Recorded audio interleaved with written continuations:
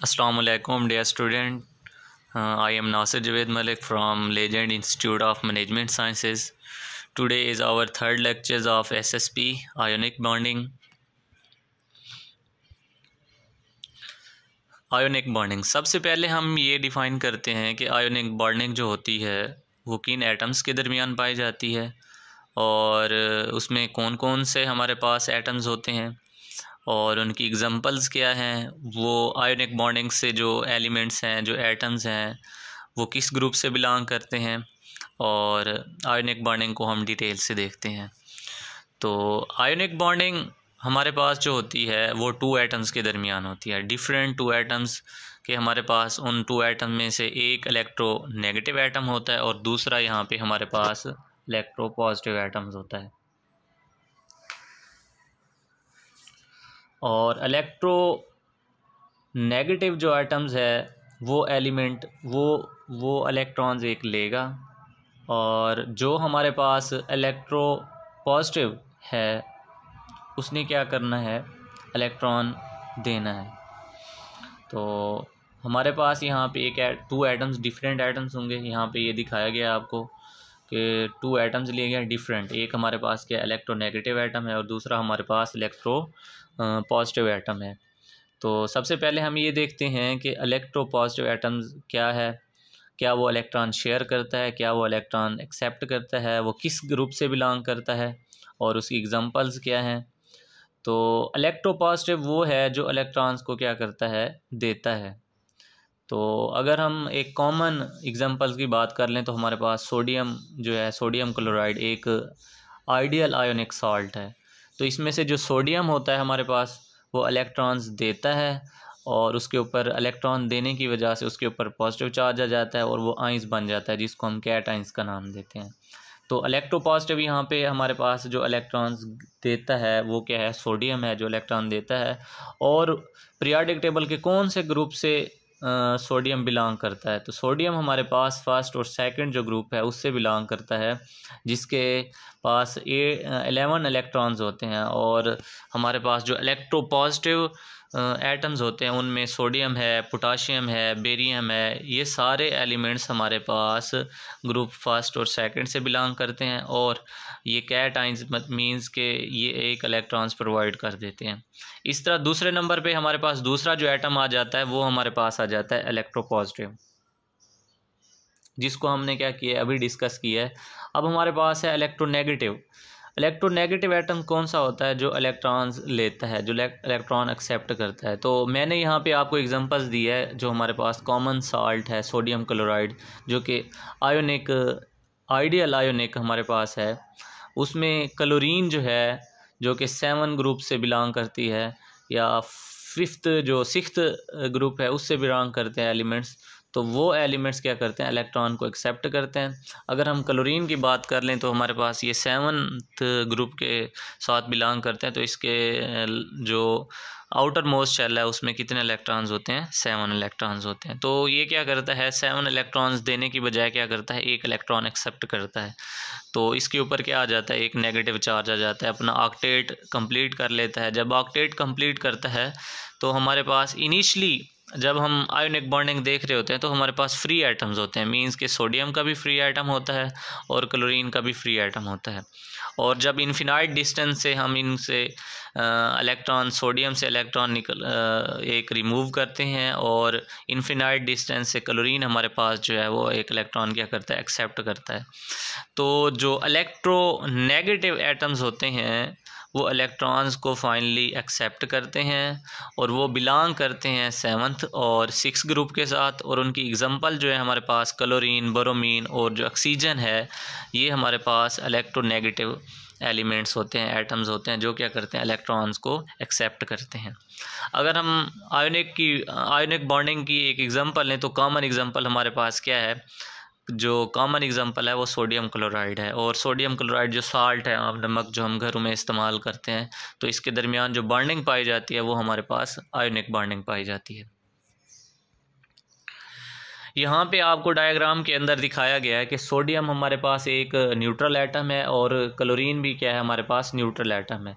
Sodium के पास जो है ना 11 इलेक्ट्रॉन है, और इसी तरह सिलिकॉन्स के ये हमारे पास जो क्लोरीन है उसके पास भी क्या है, इलेक्ट्रॉन है आउटर मोस्ट शेल के अंदर। और ये दोनों आपके यहाँ पे जो नज़र आ रहे हैं ये दोनों एटम्स ये फ्री एटम्स हैं और इनफिनाइट डिस्टेंस पर पड़े हैं। जब भी हम इनको क्या करते हैं, करीब लेके आते हैं, तो इनमें से क्या होता है कि इलेक्ट्रॉन एक ट्रांसफ़र करते हैं। सोडियम एक इलेक्ट्रॉन किसको दे देता है, क्लोरीन को दे देता है। जब एक सोडियम इलेक्ट्रॉन क्लोरीन को देता है तो क्लोरीन पर एक नेगेटिव चार्ज आ जाता है और सोडियम के ऊपर एक पॉजिटिव चार्ज आ जाता है। तो यहाँ पे इस डायग्राम के अंदर आपको दिखाया गया कि सोडियम ने एक इलेक्ट्रॉन यहाँ पे दे दिया है तो इसके ऊपर पॉजिटिव चार्ज आ गया है। इसी तरह हमारे पास क्लोरीन ने एक इलेक्ट्रॉन क्या कर लिया है, एक्सेप्ट कर लिया है, तो इसके ऊपर क्या आ गया है, नेगेटिव चार्ज। तो यहाँ पे आपके पास सोडियम जो है वो पॉजिटिव, जिसको हम कैटाइंस का नाम देते हैं, और क्लोरीन जिसने इलेक्ट्रॉन एक क्या किया है, एक्सेप्ट किया है, उसको हम क्या नाम देते हैं, एनाइन का नाम देते हैं। और इनके न्यूक्लियस के दरमियान जो डिस्टेंस है हमारे पास, जिसको हम कहते हैं न्यूक्लियस, दोनों के न्यूक्लियस के दरमियान जो डिस्टेंस है वो आपको यहाँ पे नज़र आ रहा है कि आर से रिप्रेजेंट किया गया है। ये तो हैं आइंस। इस तरह अगर मालिक्यूल्स हैं तो मालिक्यूल्स में हमारे पास क्या है, देखें सोडियम जो है पॉजिटिव कैटाइंस वो यहाँ पे आपको बिग नज़र आ रहे हैं। इसी के अलावा जो क्लोरीन है, जो क्लोरीन है वो आपको साइज़ में बिग नज़र आ रहे हैं, और जो सोडियम है वो आपको क्या नज़र आ रहे हैं, साइज़ में कम नज़र आ रहे हैं। और इनके दरमियान भी इन दोनों के न्यूक्लियस को अगर देखा जाए, इनका न्यूक्लियस से जो रेडियस होता है, दोनों एटम्स टच कर रहे हैं इस पॉइंट पर, तो यहाँ पे इनका डिस्टेंस क्या होता है, हमारे पास आर होता है। अब इसके बाद हमने ये देखना है कि हमारे पास जो बॉन्डिंग डिसोसिएशन एनर्जी है किसकी, सोडियम मॉलिक्यूल्स की। बॉन्डिंग डिसोसिएशन एनर्जी का मतलब क्या होता है कि जब हम क्या करते हैं, आयोनिक बॉन्डिंग जो होती है उसको ब्रेक करते हैं, तो जो एनर्जी हमारे पास डिसोसिएट होती है उसको हम क्या कहते हैं, बॉन्डिंग डिसोसिएशन एनर्जी का नाम देते हैं। क्योंकि हमारे पास सोडियम क्लोराइड जो है एक आइडियल आयोनिक सॉल्ट है, तो इसकी हम एग्जांपल लेते हैं। इसी की हम डिसोसिएशन जो एनर्जी है, बॉन्डिंग एनर्जी, उसी को हम कैलकुलेट करते हैं। तो let's see, sodium chloride is considered to be the ideal representative of ionic compound. In order to calculate the bond dissociation energy correspond to a single sodium chloride molecules, कि हमारे पास एक सिंगल सोडियम क्लोराइड मॉलिक्यूल है जिसकी हम bond dissociation energy क्या करना चाहते हैं, कैलकुलेट करना चाहते हैं। इन द बिगनिंग ये सोडियम और आपके पास जो क्लोरीन एटम्स हैं वो यहाँ पे फ्री मौजूद हैं, कि यहाँ पे आपको बिग साइज़ में जो नज़र आ रहे हैं ये सारे क्लोरीन एटम्स हैं, और सेंट्रल में जो आपको यहाँ पे नज़र आ रहे हैं ये स्मॉल, ये आपके पास सोडियम पॉजिटिव एटम्स यहाँ पे रिप्रेजेंट किए हैं। इनिशली जब ये फ्री होते हैं फिर इनको हम क्या करते हैं, करीब लाते हैं। करीब लाने से ये होता है कि जो सोडियम है वो क्या करेगा, जो अपना एक इलेक्ट्रॉन है वो किसको, क्लोरीन को ट्रांसफ़र करता है। तो जब वो ट्रांसफ़र करता है तो हमें क्या करनी पड़ती है, एनर्जी रिक्वायर होती है एक इलेक्ट्रॉन को निकालने के लिए सोडियम से। तो जब हम सोडियम से एक इलेक्ट्रॉन निकालते हैं और सोडियम को हमें एनर्जी देनी पड़ती है, तो वो जो एनर्जी हम देते हैं वो आयोनाइजिंग पोटेंशियल के इक्वल होती है। और मतलब कि हमने एक इलेक्ट्रॉन निकाला है सोडियम में से, तो उसको जो हम एनर्जी देंगे इलेक्ट्रॉन निकालने के लिए, तो वो एनर्जी क्या होगी, आयोनाइजिंग पोटेंशियल के इक्वल होगी।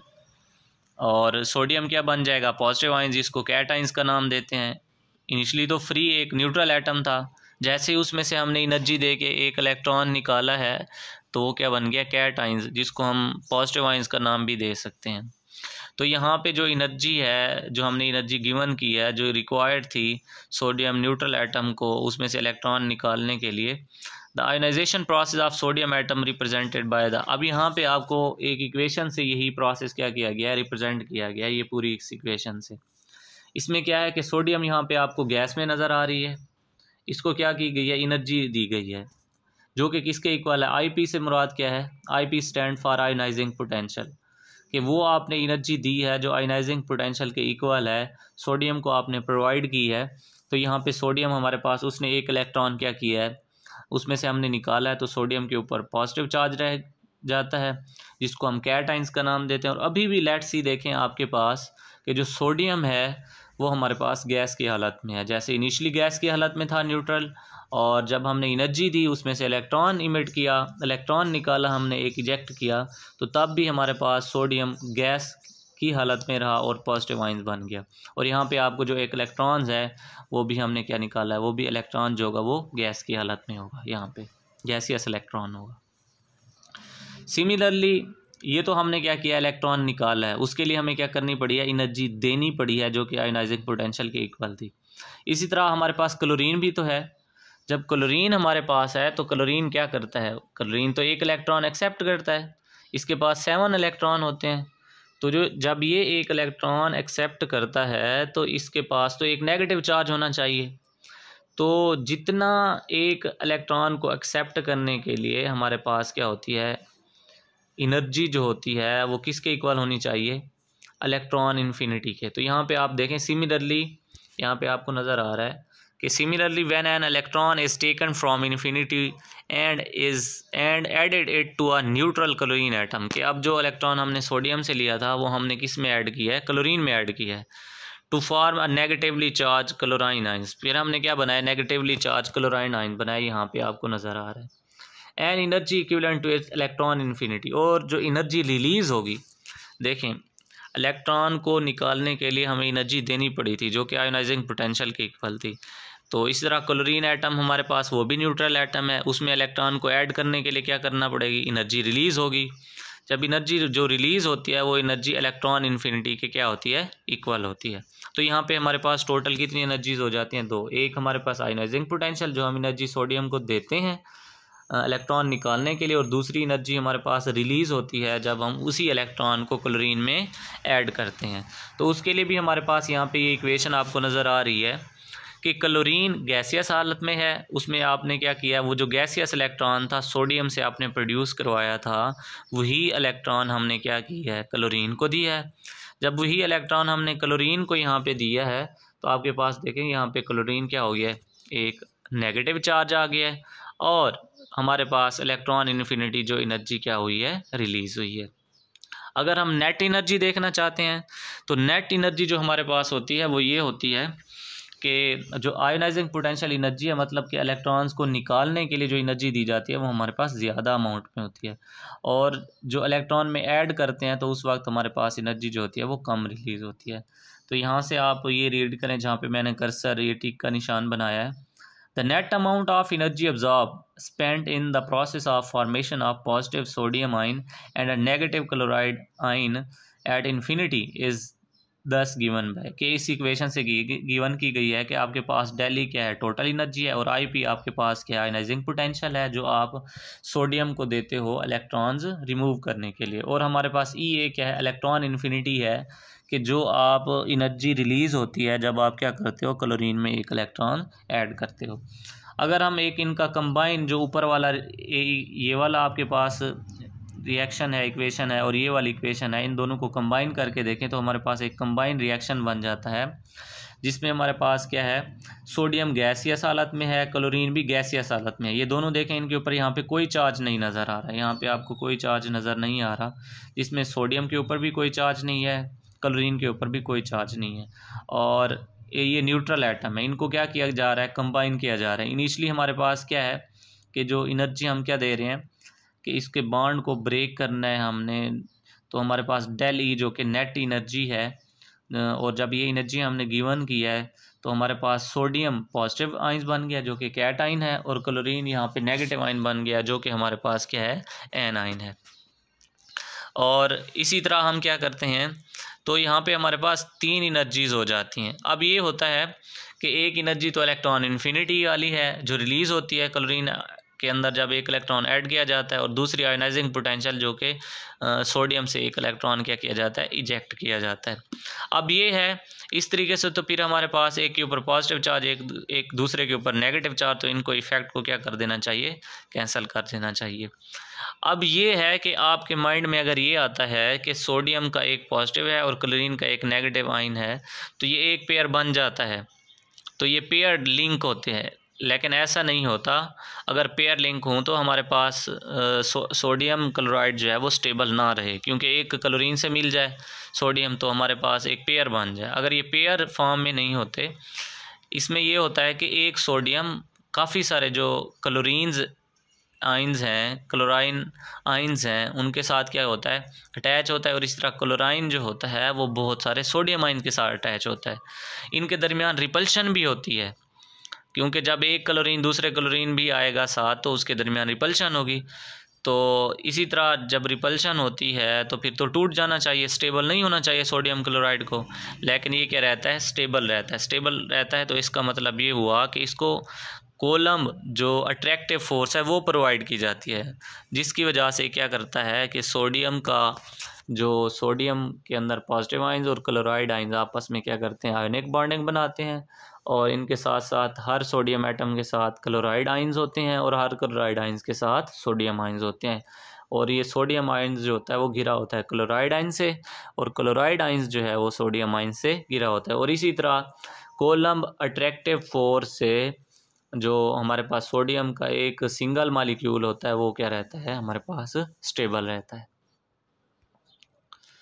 तो यहाँ पे वही है हमारे पास कि उसके लिए फिर हमें क्या करनी पड़ती है, एनर्जी के बैलेंस होना चाहिए, बैलेंस करना चाहिए। तो इसमें अब इक्वेशन अगेन वही दी हुई है। तो अब यहाँ से हम रीड करते हैं कि हमारे पास जो एनर्जी होती है जो इसको स्टेबल रखती है मॉलिक्यूल को, तो वो हमारे पास इक्वल टू होती है पोटेंशियल एनर्जी के। एक्विलिब्रियम हालत के अंदर जो एनर्जी होती है इनकी वो क्या होती है, इक्वल होती है हमारे पास पोटेंशियल एनर्जी के। इन द अबव रिएक्शन, यहाँ से आप ये देखें कि इसमें मैं यहाँ पे रीड कर रहा हूँ ये वाली लाइंस कि in the above reaction the ions are infinitely separated but no let the coulomb's attractions between them bring the two ions closer together so that an ion pair is form, के हमारे पास एक ion pair बन जाए। When the two ions are at equilibrium separation, जब दो हमारे पास ions equilibrium separation पे होते हैं, a stable sodium chloride is form, के हमारे पास फिर क्या बनता है, एक स्टेबल सोडियम क्लोराइड मॉलिक्यूल बन जाता है। In this process an energy equal to the potential energy is release at equilibrium separation, जो एनर्जी इस दौरान रिलीज होती है वो किसके इक्वल होती है, जो एनर्जी एक्विलिब्रियम पोजीशन के अंदर होती है मॉलिक्यूल्स की। तो यहाँ पे आपको एक्विलिब्रियम के अंदर एनर्जी बताई गई है वो है यू ई हमारे पास एक्विलिब्रियम के ऊपर एनर्जी है, negative into e square 4 pi epsilon naught r e. Epsilon हमारे पास permittivity of absolute permittivity of free space and air है, और इसकी वैल्यू आप कॉलम लॉ से भी जानते हैं 8.85 10⁻⁻12 कॉलम स्केयर पर न्यूटन पर मीटर स्केयर। और इसको ऐसे भी राइट कर सकते हैं 1/4 पाई एप्सिलॉन नॉट, अगर इसकी वैल्यू कैलकुलेट करनी है तो 9 × 10⁻⁹ हमारे पास ये आ जाती है। ये जो इंटायर प्रोसेस है इसमें देखें स्टार्ट कहाँ से होता है, स्टार्ट होता है from the neutral sodium and chloride items के साथ till the formation of sodium chloride molecules consist of 3 steps. ये सारा प्रोसेस जो होता है सोडियम एटम से सोडियम क्लोराइड मॉलिक्यूल तक वो 3 स्टेप में होता है। पहला स्टेप ये होता है कि आप क्या करते हैं, रिमूवल ऑफ इलेक्ट्रॉन्स करते हैं फ्रॉम सोडियम एटम, तो उसको हम फर्स्ट आयोनाइजेशन का नाम देते हैं, जो कि आयोनाइजिंग पोटेंशियल के इक्वल होती है। सेकंड ये होता है एडिशन ऑफ इलेक्ट्रॉन, जो कि आपने सोडियम से इलेक्ट्रॉन निकाला होता है, वही इलेक्ट्रॉन किसको देते हैं आप, क्लोरीन को देते हैं। और जो कि एनर्जी क्या होती है, रिलीज़ होती है, किसके इक्वल होती है, हमारे पास इलेक्ट्रॉन इन्फिनिटी के इक्वल होती है। और थर्ड प्रोसेस क्या होता है कि इस पूरा मॉलिक्यूल सोडियम का क्या होता है, स्टेबल होता है। क्यों स्टेबल होता है, 2 आइंस क्यों स्टेबल होते हैं हमारे पास, due to coulomb attractive force की वजह से। तो हमारे पास थर्ड एनर्जी आ जाती है। उसमें ये है कि आपके पास ये फाइनल उसकी एक इक्वेशन लिखी गई है कि हमारे पास एनर्जीज़ कितनी हो जाती हैं, 3, और ये तीनों एनर्जीज़ का जो सम है वो किसके इक्वल होता है, बॉन्ड डिसोसिएशन एनर्जी के डी के। तो यहाँ पे आपको इक्वेशन दी गई है कि यू क्या है, एक्विलिब्रियम पोटेंशियल एनर्जी है, और आई प्लस आई पी हमारे पास आयोनाइजिंग पोटेंशियल एनर्जी है, क्योंकि इसको प्लस किया है तो ऐड करते हैं, क्योंकि हम देते हैं रिक्वायर होती है। और इसमें से जो एनर्जी खारिज होती है वो क्या है, इलेक्ट्रॉन इन्फिनिटी है, जब हम क्या करते हैं एक इलेक्ट्रॉन सोडियम के अंदर ये क्लोरीन के अंदर ऐड करते हैं। This is the amount of energy required to dissociate 1 sodium chloride into sodium and positive. एक सोडियम क्लोराइड है, उसको डिसोसिएट करने के लिए सोडियम आयन और क्लोराइड आयन में इतनी एनर्जी हमें क्या होती है, रिक्वायर होती है। और लास्ट में इसकी एग्जांपल दी गई है, इस एग्जांपल्स को भी सॉल्व करना, ये भी एग्जामिनेशन पॉइंट ऑफ व्यू से क्या है, मोस्ट इम्पोर्टेंट है। Thank you.